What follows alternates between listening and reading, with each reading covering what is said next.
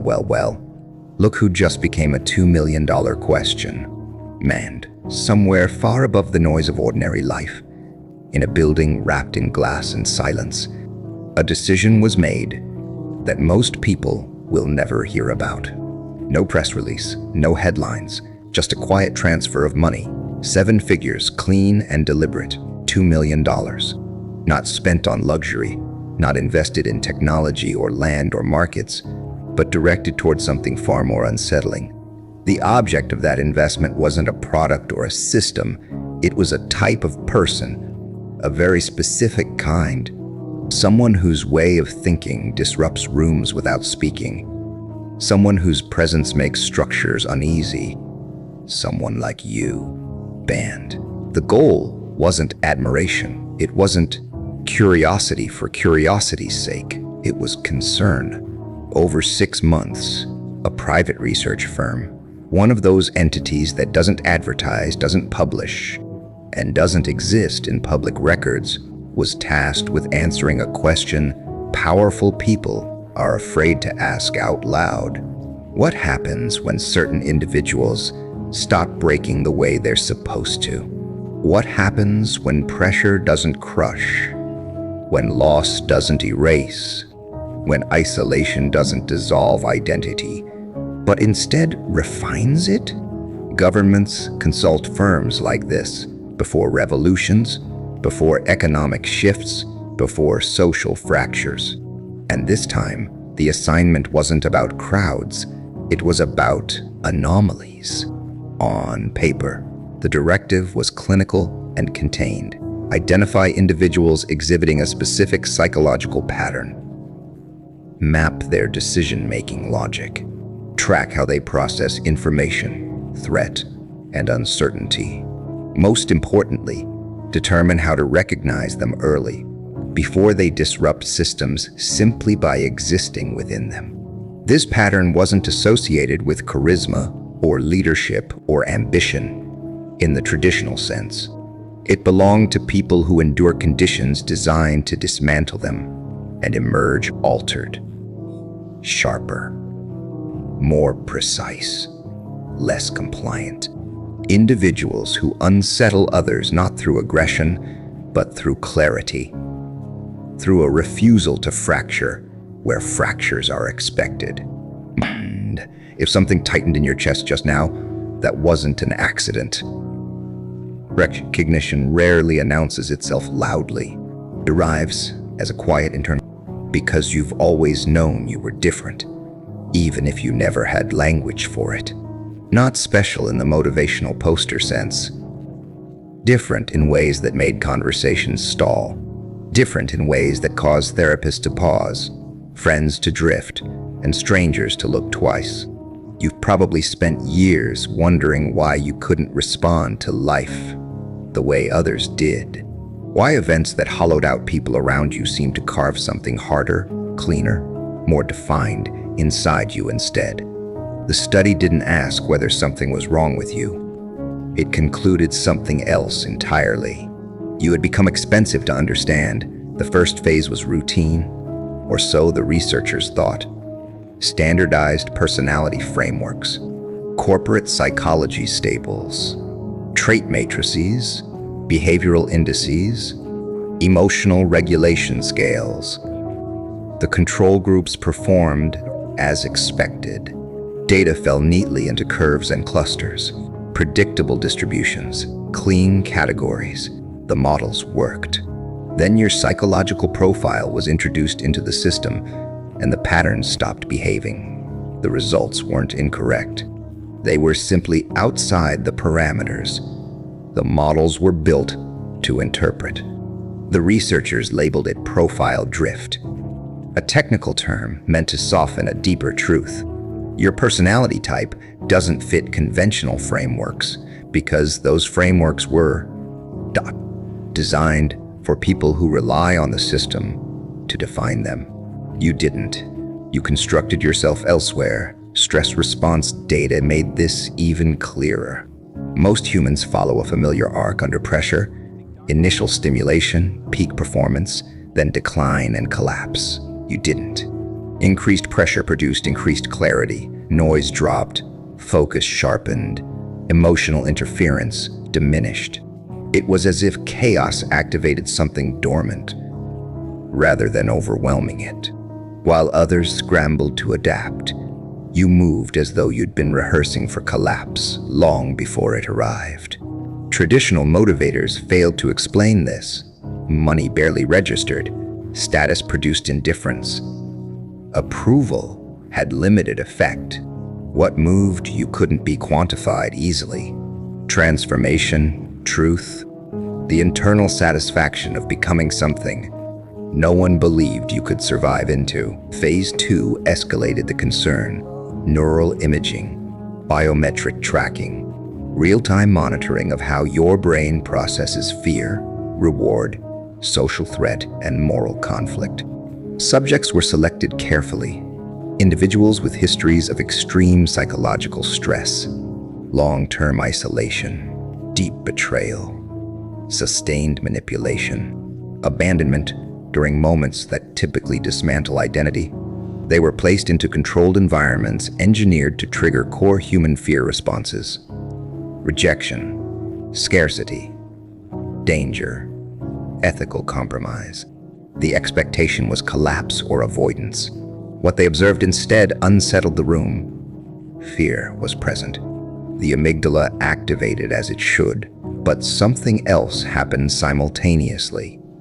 The prefrontal cortex didn't disengage. It overrode. In real time, you weren't denying fear or suppressing it. You were converting it, using it as input rather than command. One senior neuroscientist, someone with extensive experience in military resilience programs, exited the project abruptly before completion. In his leaked exit notes, he wrote a sentence that circulated quietly among the team before being buried in the final report. It wasn't resilience, it was divergence. These individuals weren't adapting within normal human limits. They were operating on a different emotional architecture altogether. And the implications were beyond what the research team was prepared to confront. Land yes by the third phase, confidence had given way to unease. Long-term analysis began. Years of data, life trajectories, relationships, career movement.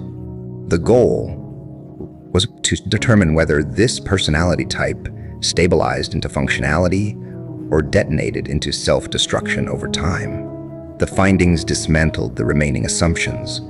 You didn't follow linear progressions. You didn't climb ladders. You vanished, reemerged, and appeared at entirely different elevations without explanation. Your relationships defied averages, intense bonds or clean separations, loyalty or avoidance, rarely anything lukewarm. Most alarming was the absence of psychological settling. Where most personalities solidify by early adulthood, yours continued to fracture and reassemble, again and again. Identity wasn't something you protected, it was something you reforged. That's when the study quietly ended. Not because it failed, but because it succeeded too well. The final internal conclusion was never released publicly, but its implication was clear to those who read it. Certain individuals are not meant to be fully understood by existing systems, not because they are broken, but because they are not finished.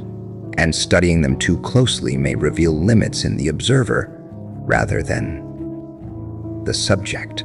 Palend, you were never designed to fit cleanly. You were designed to persist, adapt, and outgrow the environments that tried to define you. And that realization, more than anything else, is what made you worth $2 million to understand. Ulind, what unsettled the researchers most was not what your personality type became early in life, but what it refused to become later. At ages where most identities harden and narrow, yours continued to shift. At 40, 50, 60, still mutable, still adaptive, still capable of radical reinvention. There was no psychological settling, no final form. One analyst, whose notes were quietly removed from the official archive along with his name from the project roster, wrote that they weren't observing a personality at all. They were observing a process, evolution unfolding in real time, something moving forward without a clear endpoint, something becoming without yet knowing what it would ultimately become. Blends.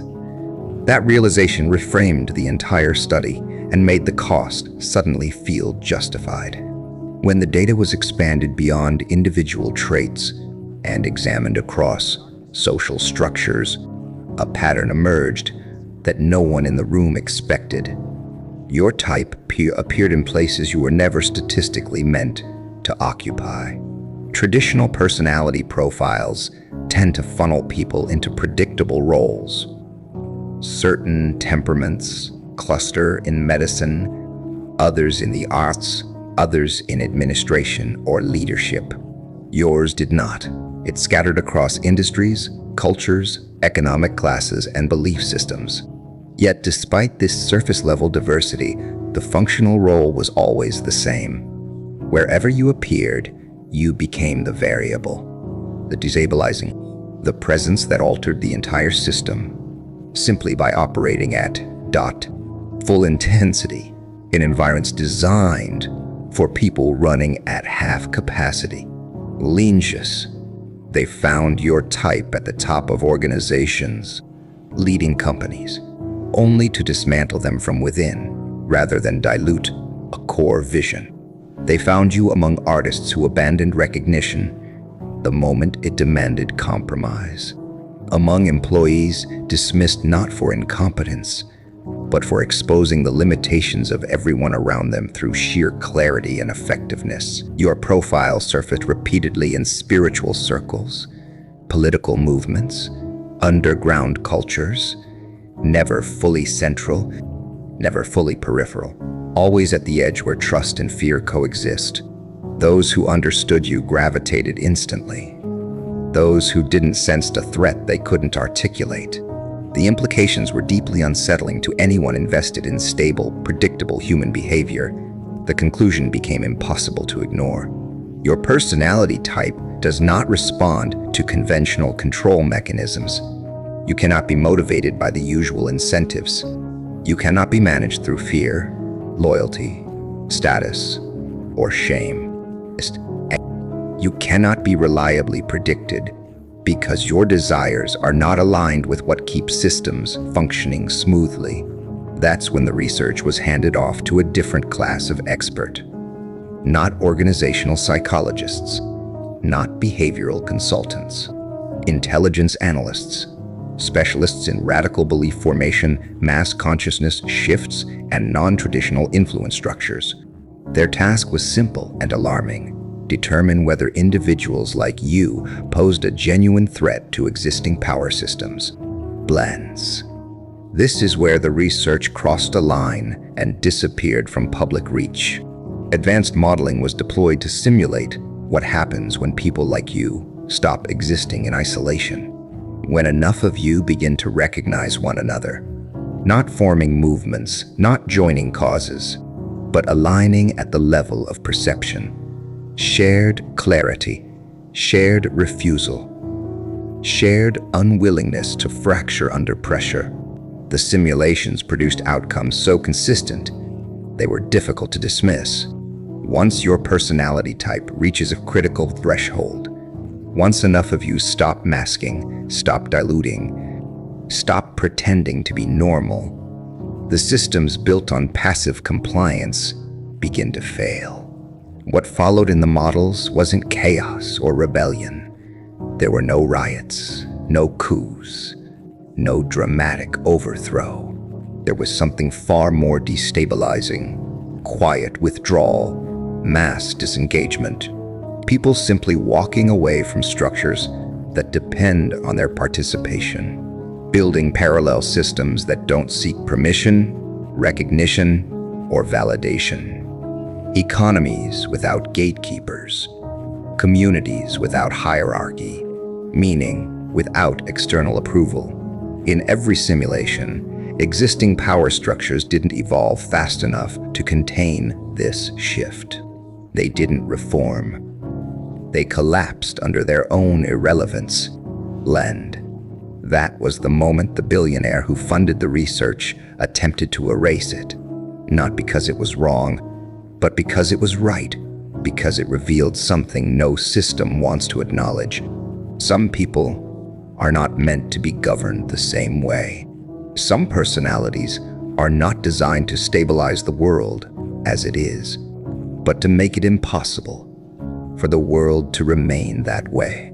Tembian at scale, truth becomes destabilizing, not because it attacks systems directly, but because it removes the emotional fuel those systems depend on. When enough people choose clarity over comfort, the narratives holding everything together begin to hollow out on their own. Your personality type doesn't confront authority head-on. You don't revolt, protest, or demand reform. You become immune, and that immunity spreads quietly. That's what finally forced the research team to shut everything down. In the last weeks before the project was buried, they brought in someone from outside the behavioral sciences entirely, a philosopher. Someone steeped in existential thought, in the writings that grapple with what comes after belief systems collapse, after inherited meaning dissolves, after certainty dies, and nothing rushes in to replace it. Blend. They wanted to understand what sustained you when external structures failed, what you believed in when belief itself became unreliable. For 3 weeks, the philosopher interviewed subjects who matched your profile. He read private journals, tracked internal logic systems, studied how meaning was constructed in the absence of approval, belonging, or reassurance. His final report was short, only 11 pages, but it ended his corporate career. In it, he argued that your personality type wasn't an anomaly or a deviation. It was a transition, not superior, not enlightened, just now. He wrote that most humans still operate on psychological frameworks designed for tribal survival. Safety through belonging, identity through mirroring, meaning through external validation. Your type had moved beyond that structure, not out of rebellion, but because life left you no alternative. And survival forced you inward.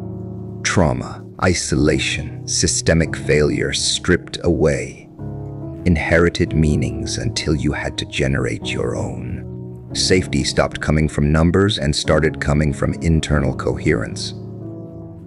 Purpose stopped being assigned and became something you forged. The philosopher called this post-tribal consciousness, the capacity to exist fully without permission, to remain whole without applause, to stand sovereign in a world engineered to keep people dependent. He warned that this mode of consciousness was spreading, accelerated by instability, collapse, and disillusionment, that the old structures, social, economic, psychological, would not survive prolonged contact with people who no longer needed them to define reality. Blend. What truly justified the $2 million burial was this. They found markers, early indicators, patterns that appeared in childhood, responses to abandonment, to exclusion, to instability, that reliably predicted development into your psychological profile. And those markers are because your type is growing as a percentage of the population, especially among younger generations raised amid visible institutional decay.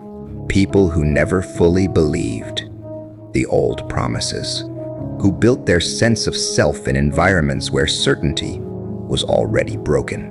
And projection models showed that within 2 decades, individuals like you could comprise 15 to 20% of the adult population, enough to reshape social dynamics, economic assumptions, and political leverage entirely. Leaned. Imagine a world where 1 in 5 people cannot be steered through fear, cannot be managed through shame, cannot be purchased with symbols of status, cannot be modeled, predicted, or corralled into systems that require their quiet suffering. That world doesn't operate like this one. It values different things, fears different losses, worships different outcomes. That future is what the money was really trying to measure and prevent. And here's the part they couldn't accept. It's coming anyway, because they cannot stop you from becoming what your pain shaped you into, what your isolation refined, what survival demanded. No policy halts that. No narrative reverses it. Now, this is where you're supposed to feel uneasy. Watched, cataloged, studied, and maybe that's fair. But here's what the research uncovered and couldn't turn into leverage. Your personality type does not respond to suppression the way control systems require. Attempts to restrain you only harden your autonomy. Attempts to shame you sharpen your certainty. Attempts to isolate you deepen your self-sufficiency. You are not a problem they can solve. You are a condition they must adapt around. And that terrifies them, because their entire operating model is built on the assumption that every problem can be neutralized through pressure. And they identified a recurring pattern they called adversarial growth, where obstacles don't slow you, they accelerate you. Where resistance doesn't exhaust you, it clarifies you. Most people avoid pain, optimize for comfort, and seek stability. You metabolize challenge. You stagnate in ease. You become most dangerous to outdated systems when things are too smooth. They tried to label this self-destructive, but the long-term data refused to cooperate. Your type shows higher life satisfaction later in life, greater cognitive resilience, deeper engagement with meaning. You don't burn out, you intensify. And that isn't a flaw in your psychology, it's the design.